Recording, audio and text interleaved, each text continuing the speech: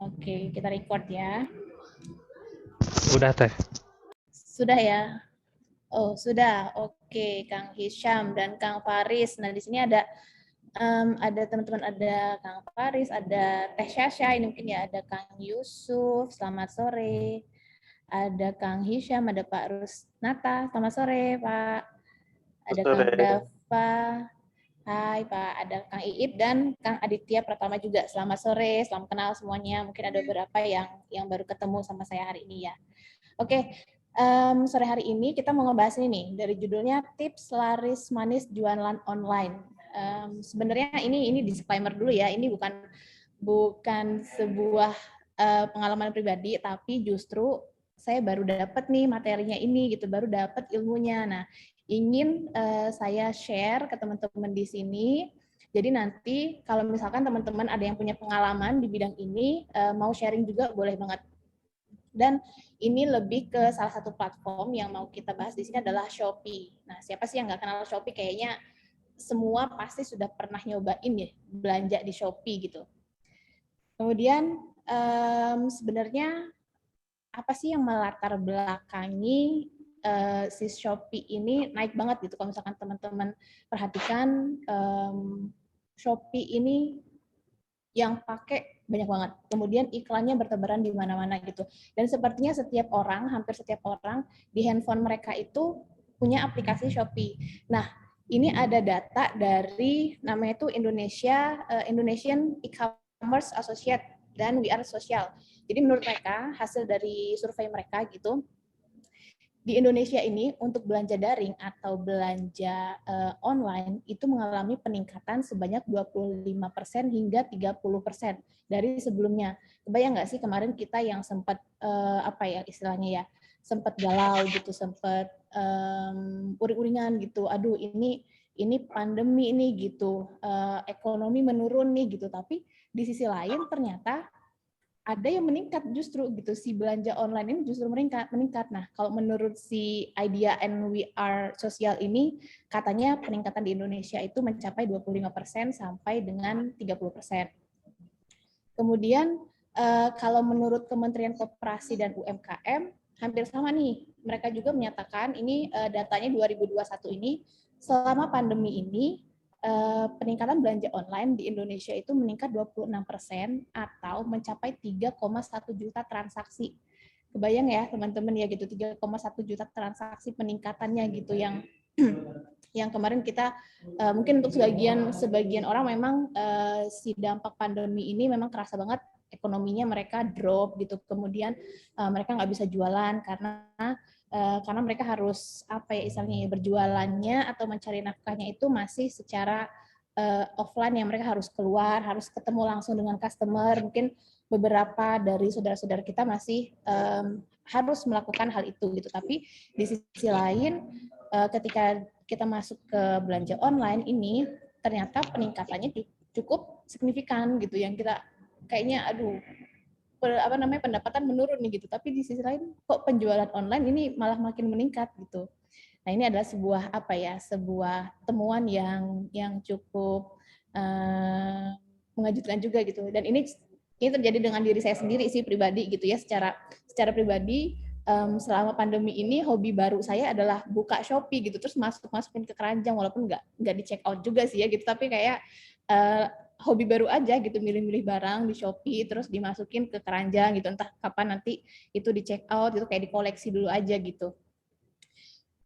Nah, ketika apa ya, sekarang tuh eranya tuh era digital gitu, eranya sudah jauh berbeda dengan mungkin 10 tahun yang lalu. Kalau misalnya kita dulu mau belanja ya kita harus keluar gitu, kita berangkat ke mall misalkan, atau misalkan kita berangkat ke pasar gitu, terus kita belanja deh gitu, kita bisa milih barang segala macam. Nah, sekarang semua transaksi itu sudah apa ya, bahkan beli makanan pun gitu, itu kita belinya online gitu, kita nggak ada perlu berangkat atau keluar untuk beli barang, bahkan belanja makanan pun kita lakukan itu secara online. Nah, transaksi online ini itu menjadi sebuah peluang dan juga menjadi sebuah apa ya istilahnya, area baru yang bisa kita geluti gitu, karena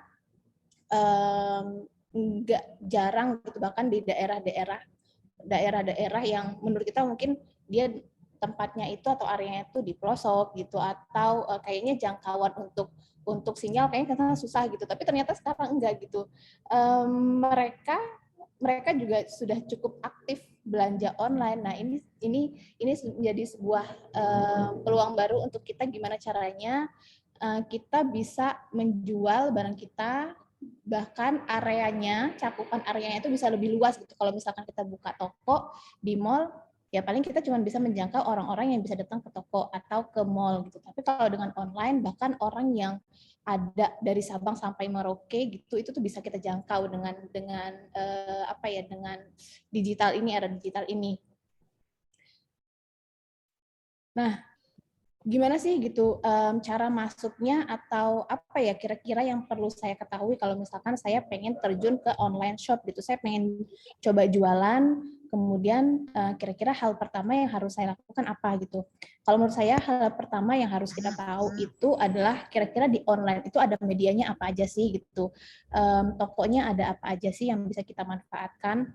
Jadi kita mesti tahu dulu nih ranahnya. Kalau menurut saya itu ada dua area yang perlu kita pahami. Pertama itu adalah area promosinya, kemudian yang kedua ini adalah area tokonya atau store-nya gitu.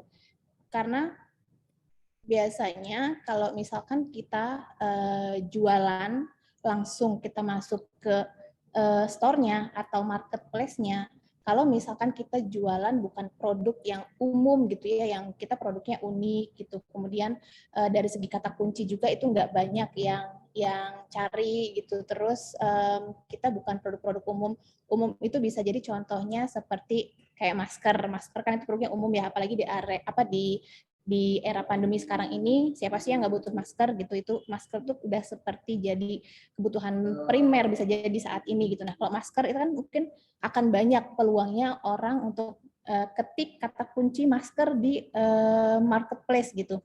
Tapi kalau misalkan produk kita itu spesifik, misalkan kerajinan anyam misalnya gitu, seberapa banyak sih orang yang tahu atau yang cari atau yang mereka punya ketertarikan dengan kerajinan anyam, terus mereka cari di online shop gitu atau di marketplace gitu, itu berapa banyak. Nah, kita perlu dua ranah ini, ada sosial media, ada marketplace-nya. Sosial media ini tujuannya adalah untuk mengenalkan atau memberikan edukasi produk kita kepada calon customer kita. Jadi kalau misalnya kita pengen terjun ke dunia ke online shop, terus tiba-tiba kita langsung bikin marketplace, kita taruh barang di sana, terus kita nunggu orang mau beli gitu, itu kecil kemungkinannya orang bakal berkunjung ke toko kita, karena sebelumnya mereka nggak tahu nih gitu, mereka nggak aware dengan adanya produk kita. Makanya ada perlu di boosting atau didorong dengan adanya edukasi di sosial media.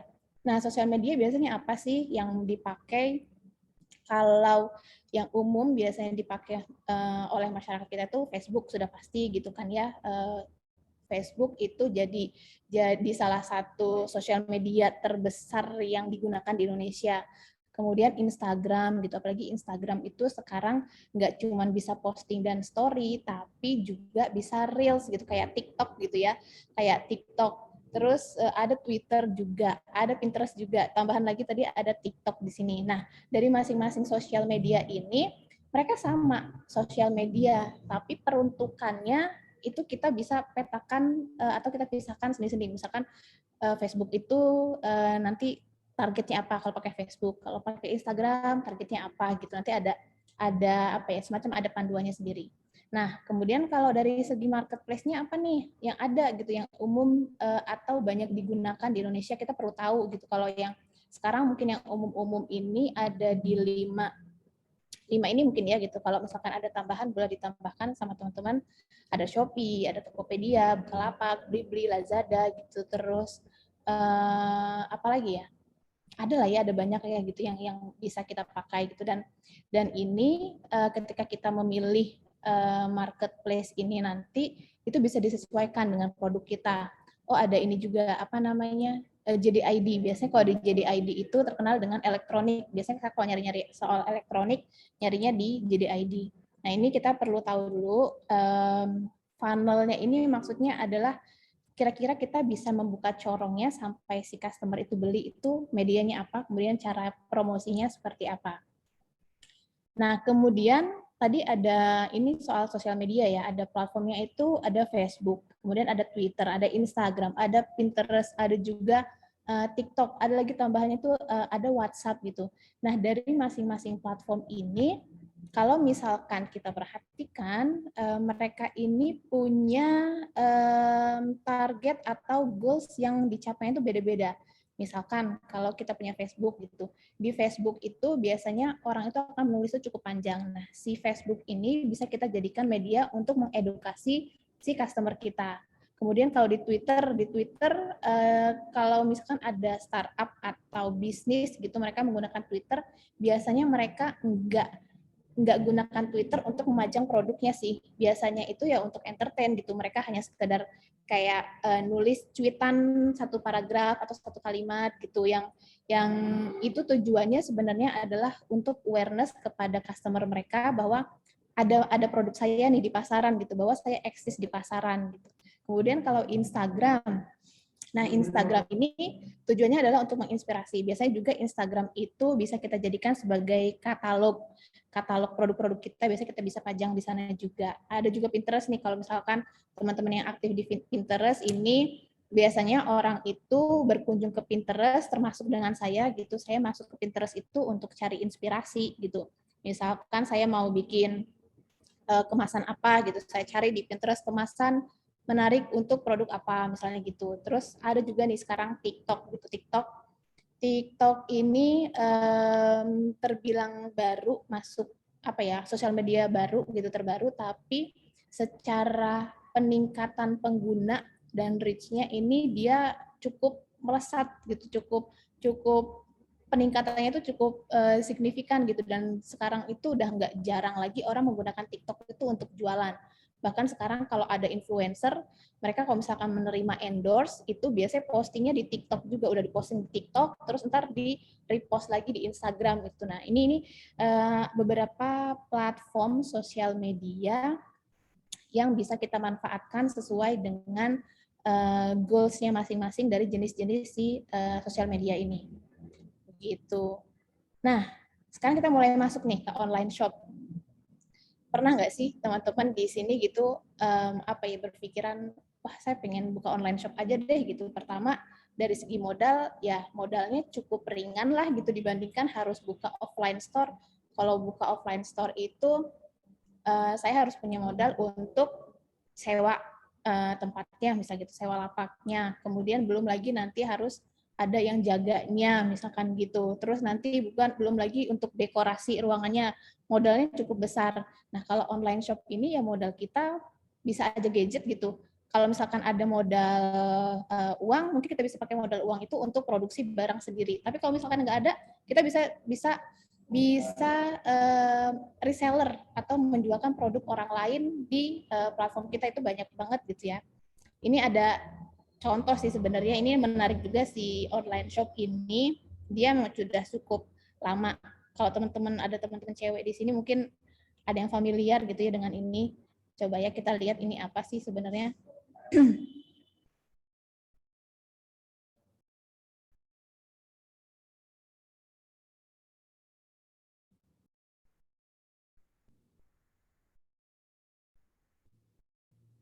Ya, itu video pertama itu adalah apa ya, layar notifikasi dari online shop dia gitu. Kebayang nggak sih notifikasinya bentuknya kayak gitu, terus seberapa banyak produk yang dia jual. Nah, ini usahanya online gitu. Terus ini video kedua masih uh, nah ini dari online shop. Kalau misalkan kita melakukan bisnis ini secara offline, apakah memungkinkan gitu dalam waktu misalkan 1 jam kita pajang produk kita, terus tiba-tiba ribuan gitu langsung langsung laku gitu. Karena kan kalau misalkan kita offline, ya yang akan melihat barang kita tuh yang datang ke toko kita gitu, dan jangkauannya nggak terlalu luas, hanya orang-orang yang berkunjung atau ada di area dari toko kita. Tapi kalau misalkan online, itu jangkauannya itu bisa se-Indonesia gitu, atau kalau misalkan kita buka pasar yang lebih luas, bisa internasional gitu. Dan ini contoh dari apa ya? Contoh dari online shop yang cukup menginspirasi. Dia dapat notifikasi pesanan itu dengan ngedreaded gitu istilahnya bahasa Sundanya gitu ya. Dan siapa sih yang nggak pengen gitu kalau online shopnya notifikasi ordernya itu sebanyak itu. Nah, kemudian gimana sih caranya untuk memulai bisnis, terutama bisnis online nih gitu. Misalkan teman-teman di sini saya baru mau punya niat nih, tapi saya nggak tahu saya pengen jualan apa ya gitu. Ada 3 kata kunci yang bisa teman-teman pakai untuk memulai bisnis, apapun itu sebenarnya gitu ya, baik itu bisnisnya online ataupun offline gitu. Ada 3 cara. Yang pertama ini cari masalah nih.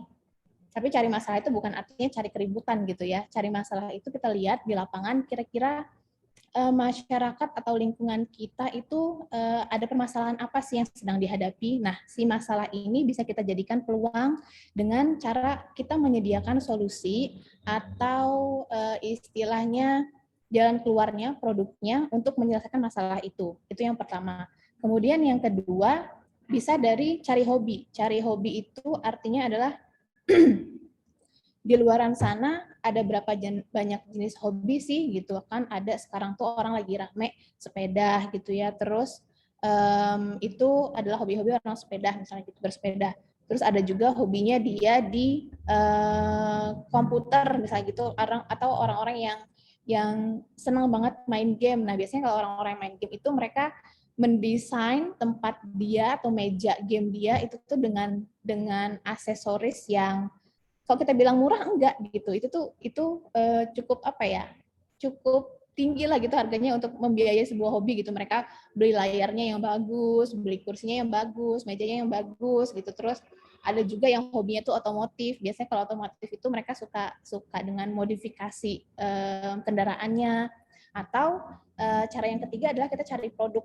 Kira-kira saat ini di era sekarang tren produk apa sih yang sedang istilahnya apa sedang banyak digandrungi orang gitu, yang lagi naik daun itu produknya apa. Nah, untuk cari produk ini teman-teman bisa pakai Google Trend misalnya gitu.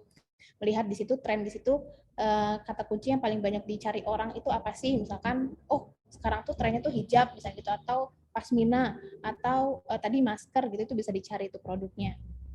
Nah, jadi untuk memulai bisnis, kalau misalkan belum punya produknya atau masih bingung, saya pengen jualan apa ya, bisa dicari dengan 3 cara ini. Cari dulu masalahnya apa di lapangan yang bisa kita selesaikan, kita sediakan atau kita jual solusinya, bisa dari cari hobi, dan yang ketiga itu bisa dari cari produk.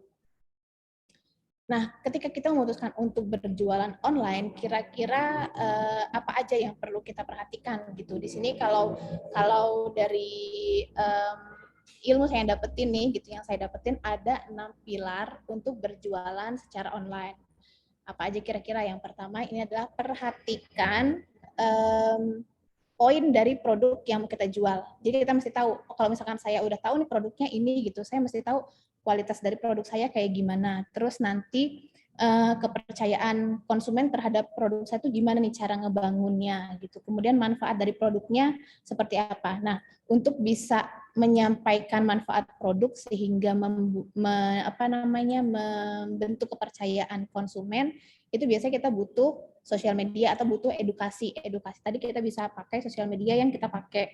Ada juga WhatsApp bisnis, itu teman-teman bisa posting katalog, terus bisa posting status juga kan, mau itu WhatsApp bisnis ataupun WhatsApp biasa, itu bisa jadi salah satu channel kita gitu. Nah, kalau yang kita lihat ini ada 2 contoh, ini sama-sama dilakukan oleh si Madu Masagi. Jadi Madu Masagi ini posting nih di Instagram mereka testimoni dari si customer-nya. Nah, si testimoni ini tujuannya apa sih? Tujuannya adalah untuk membangun kepercayaan calon konsumen yang lain, bahwa ini loh ada konsumen kita yang kemarin gitu udah coba produk kita dan responnya baik seperti ini gitu. Nah, ini secara tidak langsung ini akan membangun kepercayaan untuk calon customer kita di masa mendatang. Jadi itu tadi ada 6 pilar. Yang pertama ini adalah perhatikan poin dari produk kita. Kemudian selanjutnya apa? Selanjutnya yang kedua ini adalah kita menentukan target market kita. Tadi kita udah dapat nih produknya gitu kan. Nah, sekarang yang mau jadi target market kita itu siapa? Target market itu bisa dari hobi, tadi kita menentukan dari hobi, hobinya apa gitu. Terus dari gender, dari usia, dari segi lokasi atau demografinya seperti apa. Misalkan kita jualan produk, terus kita menyasarnya ibu-ibu rumah tangga atau ibu-ibu muda. Atau bisa juga kita punya produk itu menyasarnya para pecinta traveling atau pecinta alam yang mereka suka naik gunung gitu. Nah, itu hobi ya masuknya gitu. Nah, kita tentukan dulu. Kita mesti tahu target market kita dari produk ini siapa. Kemudian yang ketiganya apa? Yang ketiganya adalah menentukan tempat jualannya. Nah, kalau tadi kita sudah dapat produknya apa, udah dapat juga target marketnya siapa, sekarang kita tentukan tempat jualannya kita mau di mana. Biasanya tempat jualan ini akan bergantung juga dengan target market kita. Mereka biasanya belanjanya atau mainnya tuh di mana sih? Kalau mereka tempat ngumpulnya di sosial media, ya udah kita jualnya di sosial media aja gitu. Kalau misalkan mereka orangnya apa ya, cukup strict atau cukup disiplin, biasanya itu pakai website. Website itu untuk kalangan customer yang biasanya mereka cukup rapih gitu dalam manajemen belanjanya lah gitu ya. Terus ada juga atau bisa pakai marketplace. Marketplace ini ada banyak pilihan gitu, dan kalau menurut saya pribadi sih marketplace ini memudahkan kita dan konsumen gitu untuk berbelanja. Konsumennya bayarnya gampang untuk kita, si para sellernya juga gampang untuk ketemu dengan si marketnya. Nah, ini yang ketiga. Kemudian yang keempat adalah promosi. Kenapa promosi? Ya nggak bisa kita pungkiri ya bahwa promosi ini adalah salah satu hal penting untuk bisa menyampaikan value dari produk kita, untuk bisa menyampaikan manfaat dari produk kita, dan juga untuk bisa nge-reach atau deket dengan calon customer kita. Gitu. Jadi promosi ini untuk jenis usaha atau apapun, bisnisnya apapun, promosi ini nggak mungkin bisa kita hilangkan. Ini salah satu pilar penting ketika kita memulai sebuah bisnis. Kemudian yang kelimanya apa? Nah, yang kelima ini adalah pelayanan terbaik bagi klien. Teman-teman pernah nggak sih belanja online gitu, udah ngechat misalkan ke sellernya gitu, mau entah itu komplain, entah itu konsultasi, entah itu nanya, terus nggak dijawab. Itu kan rasanya, ini niat nggak sih orang belanja? Apalagi kayak gini contohnya gitu ya, dia sebenarnya komplain gitu. Mungkin ya ini kalau misalkan kita lihat dari sini, ini bisa dari sudut pandang si customer-nya mungkin memang barangnya nggak sesuai dengan apa yang dideskripsikan, atau dari sudut pandang si sellernya, ini si customer-nya rada rese nih gitu. Dia komplain maskernya tipis, nggak sesuai dengan yang diomongin sama penjual. Terus si respon penjualnya, kalau kita lihat ya ini rada kasar gitu ya dia. Nah, ini mau bentuknya testimoninya seperti apapun dari customer kita, usahakan kita memberikan pelayanan yang terbaik gitu. Kalau misalkan mereka ada komplain, kita tanya masalahnya di mana dengan cara baik-baik. Kemudian kalau misalkan ada yang bisa dibantu atau diperbaiki, itu kita respon juga dengan baik gitu. Ini tujuannya tadi adalah kembali lagi untuk membangun kepercayaan si konsumen kita gitu. Dan untuk orang-orang yang datang ke marketplace kita kan biasanya, kalau saya pribadi gitu ya, saya ketika datang ke salah satu toko di online shop, saya melihat dulu nih testimoni dan juga ratingnya dari pembeli sebelumnya gitu. Kalau misalkan saya lihat ada baca seperti ini, kemudian respon si penjualnya kayak gini, saya rada, wah ini penjualnya galak nih gitu. Yaudah, saya cari ke toko lain. Nah, ini untuk menghindari hal itu sih gitu. Jadi untuk supaya calon customer kita yang lain melihat kita ramah dan mereka langsung merasa nyaman nih, si sellernya ramah nih gitu, bisa diajak diskusi misalkan gitu. Nah, kemudian yang keenamnya apa? Yang keenamnya adalah konsisten. Tadi kita udah ngomongin soal produknya apa, terus target marketnya siapa, terus medianya apa, dan segala macamnya. Yang terakhir adalah konsisten. Konsisten ini maksudnya kita selalu iterasi, kita selalu validasi, kemudian kita lakukan perbaikan-perbaikan dari pola atau strategi bisnis yang sudah kita jalankan. Kira-kira mana ya yang bisa diimprove ya, atau mana ya yang itu harus kita cut, nggak boleh kita lakukan lagi gitu. Karena kalau bisnis itu kan jangkanya panjang, kita nggak bisa berhenti di satu strategi atau di satu putaran gitu, tapi kita terus melakukan iterasi, makanya bentuknya itu adalah bentuknya lingkaran yang akan selalu kembali lagi gitu. Nah, ini adalah 6 pilar kalau kita mau masuk ke online shop terutama. Nah, selanjutnya apa nih? Selanjutnya ada beberapa kesalahan ketika kita melakukan jualan online. Saya pernah punya pengalaman dulu juga waktu jualan online, ngerasa kok usaha orang lain mereka yang beli kok kenceng ya gitu, kok yang ini untungnya banyak ya, kok yang ini ramai ya tokonya gitu. Nah, bisa jadi ini ada beberapa kesalahan atau mungkin semua kesalahan ini pada saat itu saya lakukan. Pertama, kita nggak ramah dengan customer kita, kemudian kita slow respon. Kalau misalkan slow respon ya si customer kan nggak bisa nunggu lama gitu ya, mereka chatnya sekarang, kita balasnya besok gitu ya, mereka udah keburu kabur cari toko yang lain. Kemudian maksa nih, memaksa ini kadang ada juga beberapa online shop yang pernah chat misalnya ke WA, via WA ke saya gitu, dan mereka yang langsung kayak, no dong mau berapa gitu kan, ada juga beberapa orang itu nggak nyaman langsung ditawari seperti itu. Kemudian yang keempat ini kurang edukasi. Edukasi itu maksudnya adalah kita tidak menyampaikan secara clear produk kita ini apa, manfaatnya apa, kemudian kualitasnya bagaimana, bisa dibeli di mana, itu kurang jelas bisa jadi. Dan yang terakhir ini nggak follow up. Kalau misalkan di Shopee sih kita nggak perlu follow up, nggak apa-apa ya, karena si buyer atau si customer itu mereka bisa langsung check out sendiri. Nah, tapi ini beda halnya kalau misalkan kita pendekatannya itu langsung ke customernya, misalkan via WA atau yang jualan langsung yang dia pre-order atau segala macam. Itu kalau misalkan mereka nggak di follow up, ya mungkin mereka lupa misalnya gitu, atau mereka udah kabur ke toko yang lain gitu. Makanya si follow up ini salah satu hal penting juga yang harus kita lakukan supaya customer kita tuh jadi beli barang kita. Kemudian, nah strateginya sendiri gimana sih kalau misalkan di Shopee gitu? Ini pernah juga mungkin sampai saat ini sih masih dialami oleh teman-teman di sekitaran TLE gitu. Udah buka toko online di Shopee, tapi kok penjualannya nggak meningkat ya gitu, atau kayaknya edukasinya udah cukup baik deh gitu di sosial media, saya udah rame gitu, bahkan udah sering endorse misalnya segala macam gitu, tapi kok masih nggak naik juga penjualannya. Nah, ini ada beberapa tips yang saya dapat gitu. Yang pertama itu kita bisa bikin voucher. Kalau teman-teman ada yang udah jadi seller di Shopee itu ada fasilitas untuk promo toko gitu, bisa untuk yang voucher atau diskon segala macam. Kemudian ada juga yang kedua ini fitur untuk naikkan produk. Jadi kalau misalkan teman-teman buka di daftar produk teman-teman yang ada di Shopee, di bagian sebelah kanan itu ada tombol lainnya, terus ada naikkan fitur.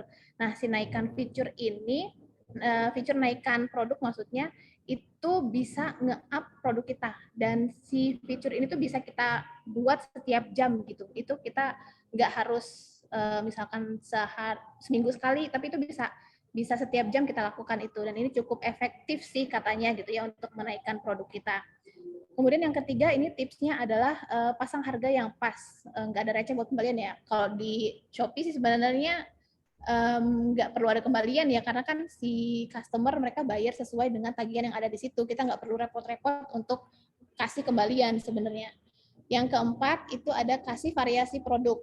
Nah ini sering beberapa toko saya pernah temuin dia di fotonya produknya itu punya banyak variasinya sih, tapi ketika saya mau beli produk yang variasinya ini, kok ini nggak ada ya pilihannya gitu. Nah itu tuh agak repot tuh kalau misalkan kita harus klik pesan, tapi kita harus nulis lagi, Min saya mau pesan produknya yang ini, warnanya ini, ukurannya ini, kan itu agak repot. Nah akan lebih baik kalau misalkan kita sediakan variasinya, itu udah ada di deskripsi. Jadi di pilihan checkout-nya gitu. Jadi si customer tinggal pilih aja mau yang mana produknya. Sama yang terakhir itu lagi dan lagi adalah promosi. Biarpun kita udah di Shopee, seller di Shopee itu berapa juta sih, berapa banyak orang gitu. Kalau misalkan kita nggak melakukan promosi, ya toko kita akan tetap sepi. Walaupun kita bilang kan online shop jangkauannya luas gitu, tapi kalau nggak promosi tetap aja sama aja gitu. Ini adalah beberapa strategi, ada kurang lebih 5 strategi yang bisa kita terapkan, tapi strategi ini bentuknya customize ya, sesuai dengan kondisi teman-teman, sesuai juga dengan produknya seperti apa. Nah, tadi ada soal promosi, salah satu strateginya. Kemudian di sini ada kita bahas soal iklan. Gimana caranya menjadikan iklan ini salah satu media untuk bisa mengoptimasi penjualan online kita. Caranya gimana? Caranya itu yang pertama kita bikin atau kita gunakan kata kunci yang spesifik dan relevan sesuai dengan produk kita. Kalau misalkan kita jualnya handphone, ya pakai kata kuncinya handphone gitu. Masa iya kita jualnya handphone tapi kata kuncinya laptop gitu kan, itu nggak spesifik dan nggak relevan juga dengan produk kita. Kemudian gunakan judul produk yang jelas. Misalkan saya jual handphone iPhone misalnya gitu. Ya judulnya iPhone, seri berapa, warna apa, itu dituliskan saja di judulnya supaya jadi apa ya, ketika orang nyari gitu itu langsung dapat gitu, produk kita tuh keluar di kata kunci yang di searching oleh customer kita. Kemudian foto, gunakan foto yang kualitasnya baik gitu, jangan asal jepret gitu kan. Kayaknya handphone sekarang tuh kameranya udah canggih-canggih ya gitu.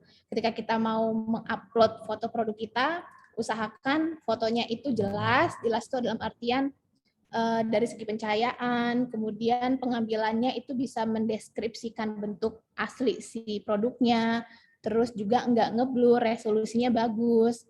Nah, setelah fotonya bagus, kita dukung dengan deskripsi. Kita harus bisa mendeskripsikan produk ini apa, kemudian spesifikasinya seperti apa, jenisnya bagaimana, manfaatnya apa. Nah, itu dicantumkan juga supaya si customer itu merasa ketika menerima barangnya itu, oh iya bener nih gitu, yang dijual itu real dengan produknya yang saya terima.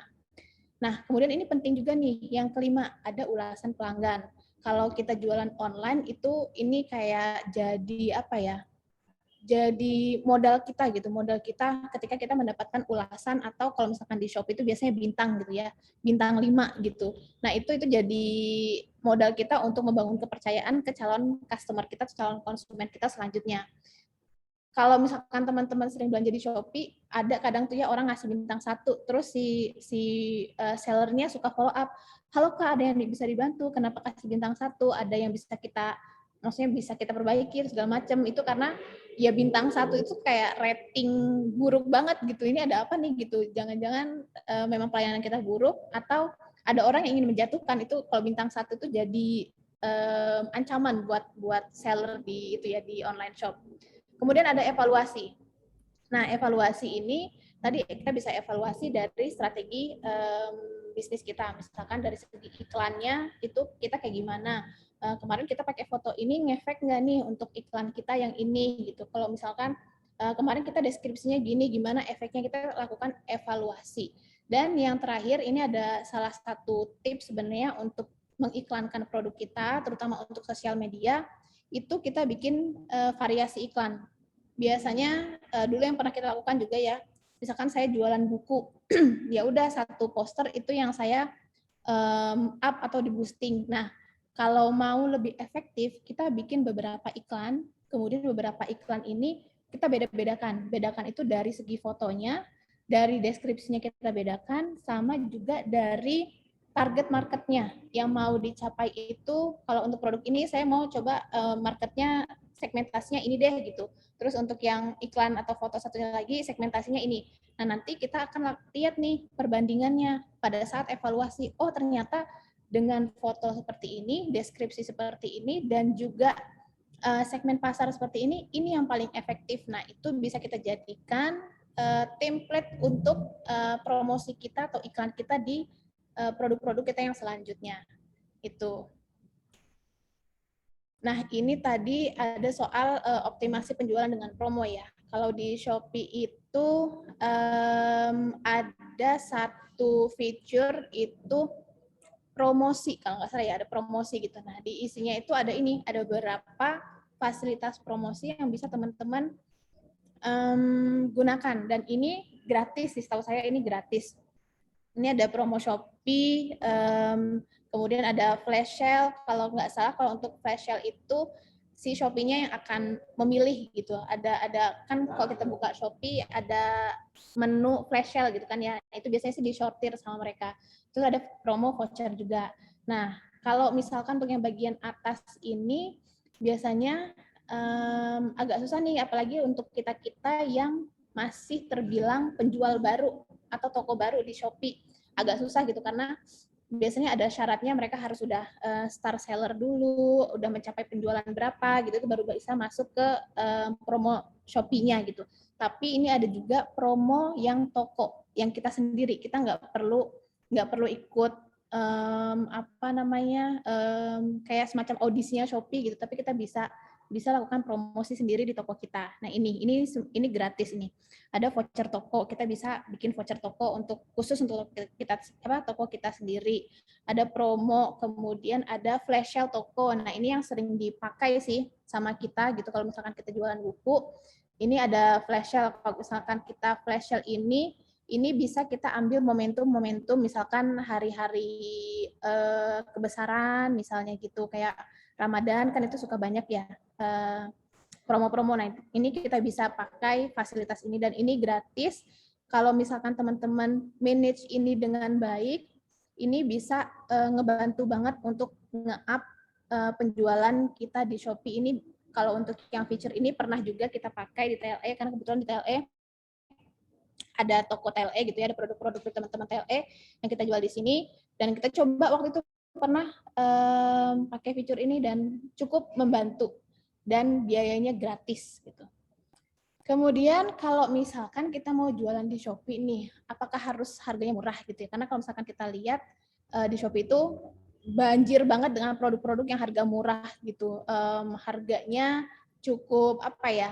Cukup jauh lah selisihnya kalau misalkan kita belanja offline atau belanja langsung. Nah, apakah harus murah nih untuk jualan di online atau jualan Shopee? Sebenarnya enggak gitu. Dengan harga yang kita bilang premium pun sebenarnya kita bisa mendapatkan penjualan produk yang itu berlimpah. Tapi caranya gimana? Nah, ini caranya yang perlu kita tahu sih gitu. Jadi nggak sembarang kita menentukan harga, oh saya segmentasinya premium gitu, atau segmentasinya menengah ke atas, jadi saya kasih harganya segini, udah aja gitu. Tapi nggak ada why-nya kenapa kita kasih harga segini.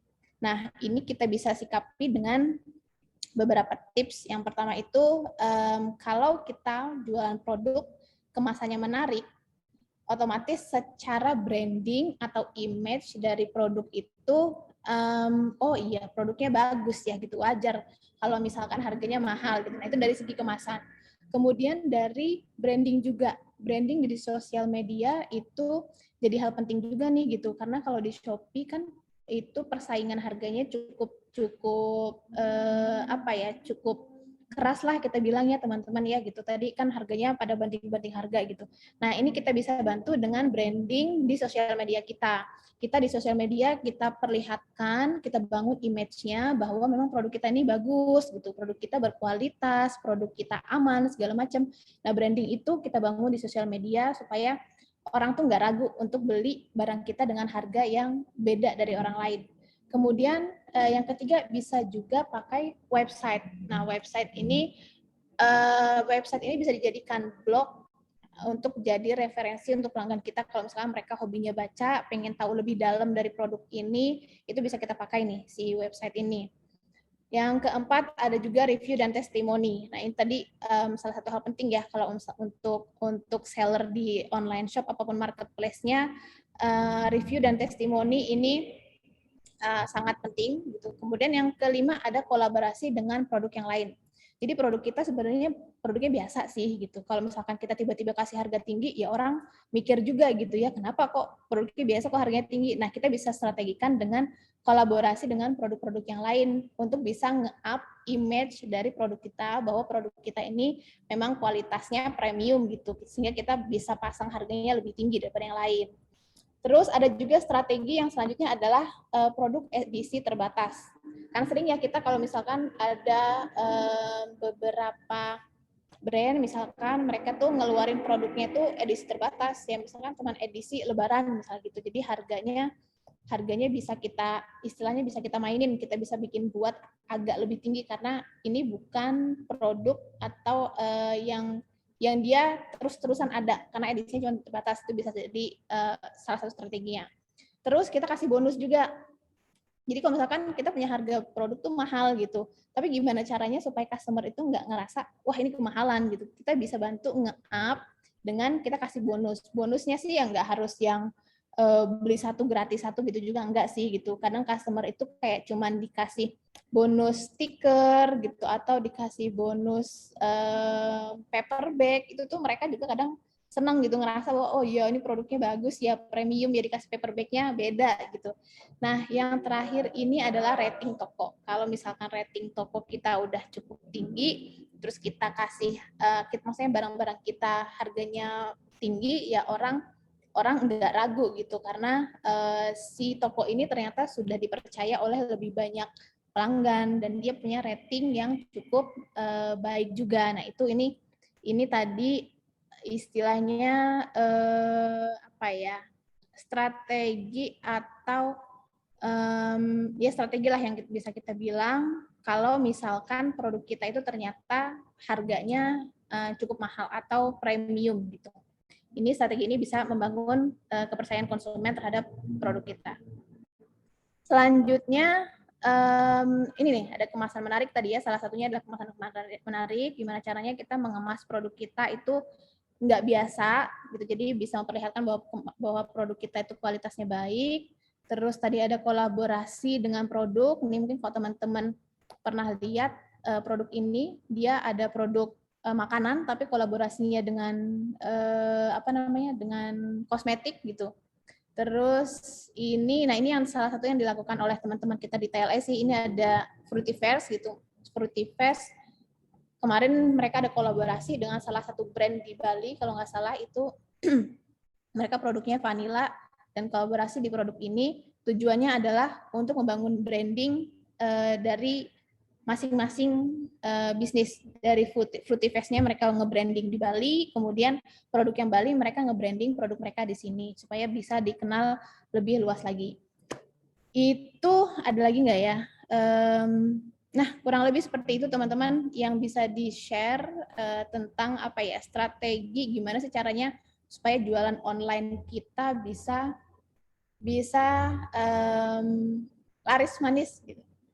Oke, itu yang bisa saya sharing. Silahkan kalau teman-teman ada yang mau didiskusikan atau mau ada yang disanggah atau juga mau ditanyakan dari pematerian yang tadi saya sampaikan, dipersilahkan.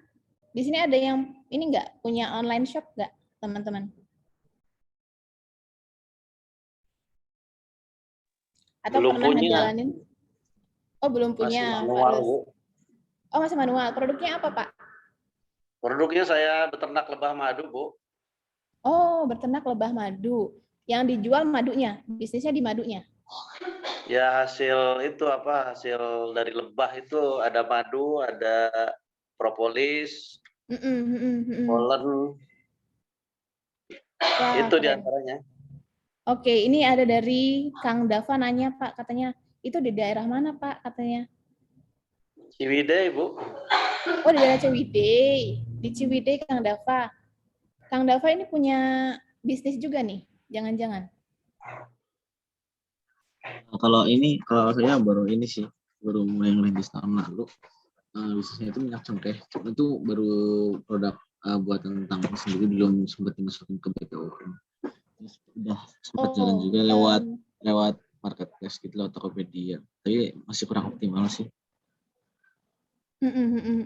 Ya, kayaknya kita perlu belajar bareng-bareng ya, Kang Dava ya gitu. Ini juga saya baru dapat nih ilmunya gitu, dan ini pengen kita buktikan kira-kira teori ini atau strategi yang tadi saya share ini bisa nge-up bisnis kita nggak ya gitu. Ini bisa kita praktekin bareng-bareng sih. Gitu.